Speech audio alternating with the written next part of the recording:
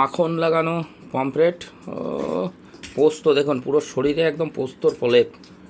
মানে পোস্ত দিয়ে, এই যে পোস্ত দেখুন, আরে পোস্ত 2000 টাকা কিলো হোক, কিন্তু আমরা খেয়ে থাকি, ঠিক আছে, এটা নিয়ে কোনো কথা হবে না।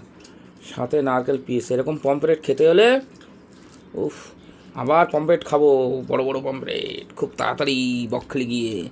দেখুন, ও পোস্তর এই প্রলেপ, পুরো পোস্ত দিয়ে বানানো, দেখুন। না, আর দিতে হবে না, দেখুন।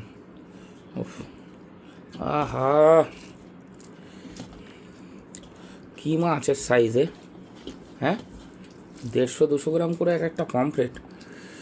দেখি, পমফ্রেট মাছটা বড় না হলে ভালো লাগে। পমফ্রেট মাছ বড় হলেই ভালো টেস্ট। না না, ছোটোগুলো টেস্ট নেই।